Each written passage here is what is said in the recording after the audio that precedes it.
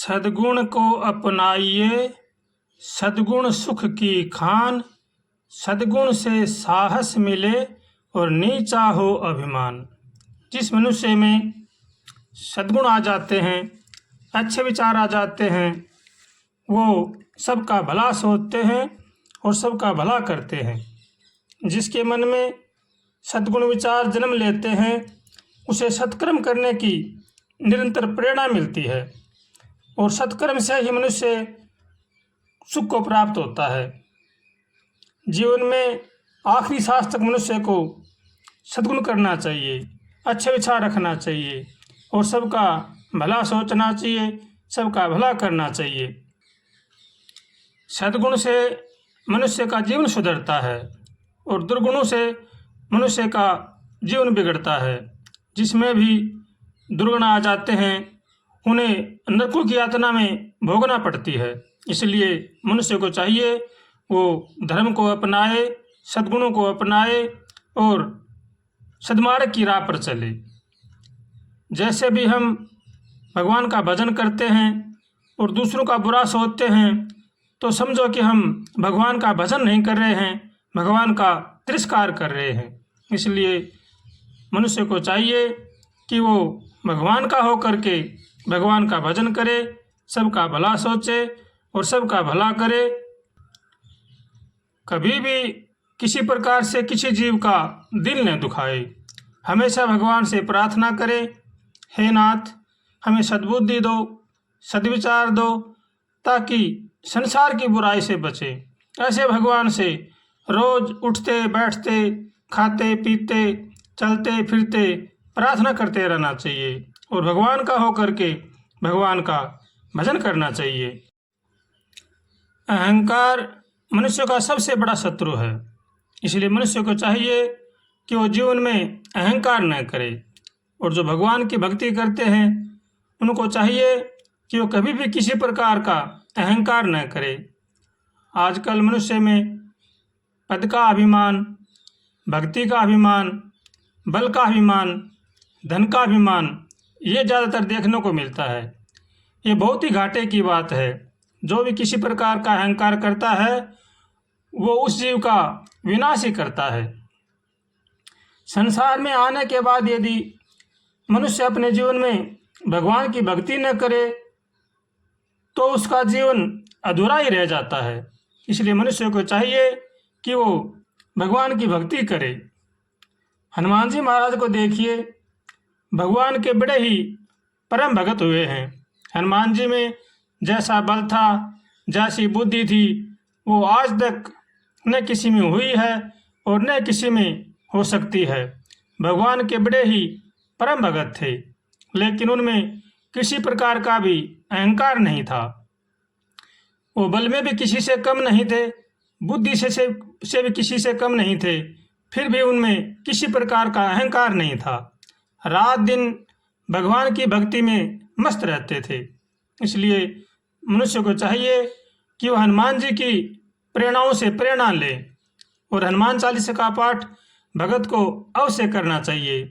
आज के समय में कलयुग में हनुमान जी महाराज कलयुग के देवता हैं, इसलिए उनकी पूजा अवश्य करनी चाहिए और भगवान से हमेशा प्रार्थना करनी चाहिए, हे नाथ हमें सद्बुद्धि दो, सद्विचार दो, ताकि संसार की बुराई से बचें। ऐसे भगवान से रोज प्रार्थना करनी चाहिए। किसी से भी किसी प्रकार का राग द्वेष नहीं करना चाहिए। मनुष्य को चाहिए कि वो सबका भला सोचे, सबका भला करे। अगर बुराई देखे तो अपनी देखे, दूसरों में देखे तो गुण देखे। ये सा विचार अगर किसी मनुष्य का बन जाता है तो वो जीवन में सुखी रहता है। इसलिए जो जीवन में सुख शांति चाहता है उसको चाहिए कि वो सबका भला सोचे, सबका भला करे, सबको भगवान का अंश मानकर सबका आदर करे और भगवान का होकर के भगवान का भजन करे। भगवान जब विशेष कृपा करते हैं तब मनुष्य शरीर देते हैं। मनुष्य शरीर पा करके जीव को अपना कल्याण करना चाहिए। मनुष्य को चाहिए कि वो अच्छा खाए, अच्छा सोचे और अच्छा करें। अगर हमारा खान पान शुद्ध होगा तो हमारा मन भी शुद्ध रहेगा। अगर हमारा खान पान गलत रहेगा तो मन भी हमारा ठीक नहीं रहेगा। इसलिए अच्छा खाना चाहिए, अच्छा सोचना चाहिए, दूसरे के प्रति अच्छा सोचना चाहिए और उनके प्रति अच्छा करना चाहिए, तो हमारा मन भगवान में लगेगा, शुद्ध और सात्विक रहेगा। अगर हम किसी का बुरा सोचेंगे, बुरा करेंगे तो हमारा मन भी बुरा ही हो जाएगा। इसलिए अच्छा सोचना चाहिए, अच्छा करना चाहिए और अच्छा खाना चाहिए और भगवान से हरदम प्रार्थना करते रहना चाहिए। हे नाथ, हमें सद्बुद्धि दो, सद्विचार दो, ताकि संसार की बुराई से बचे। ऐसे भगवान से रोज़ प्रार्थना करते रहना चाहिए और भगवान का होकर के भगवान का भजन करना चाहिए। जो जीव अपना कल्याण चाहता है उसको चाहिए कि वो कभी भी किसी का बुरा न सोचे और न बुरा करे। हरदम सचेत रहे और अपने मन की हरदम निगरानी रखे। कभी भी मन के विचार गंदे न आने दे। हमेशा कभी भगवान के भजन में, कभी सेवा में, कभी पठन पाठन में मन को लगाए रखना चाहिए।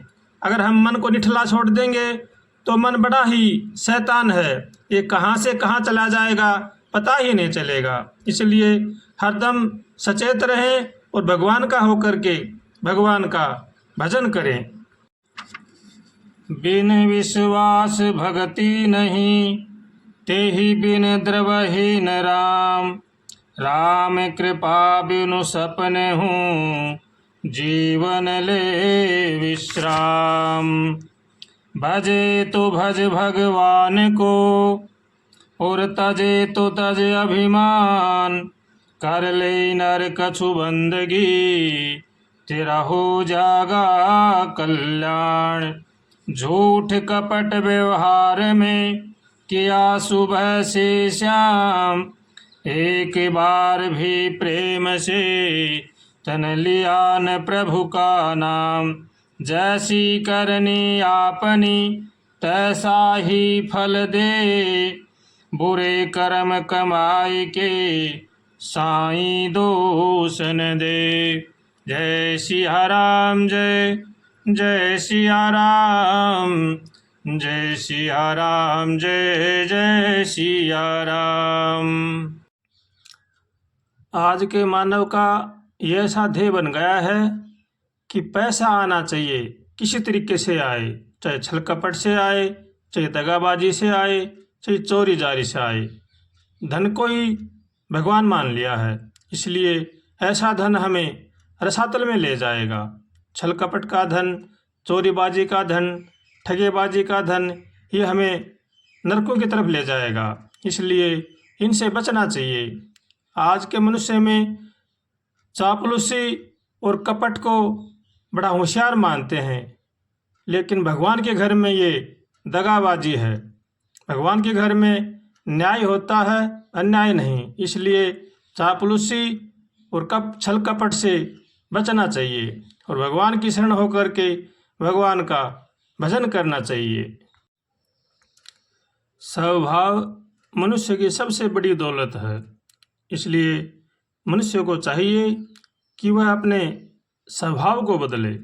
स्वभाव जितना हमारा सुंदर और साफ होगा, उतने हमारे विचार साफ होंगे, और जितने हमारे विचार साफ होंगे उतना ही हमारा मन साफ होगा, और जितना हमारा मन साफ होगा उतना ही हमारा तन भी साफ होगा।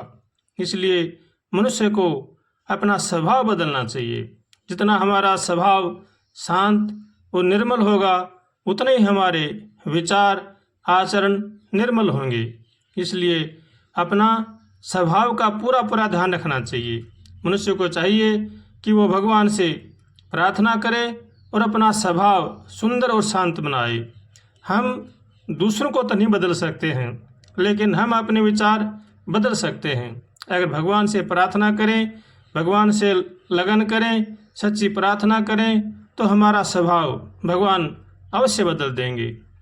इसलिए भगवान से हमेशा प्रार्थना करें, हे नाथ, हमें सद्बुद्धि दो, सद्विचार दो, ताकि संसार की बुराई से बचें। ऐसे भगवान से रोज़ प्रार्थना करनी चाहिए।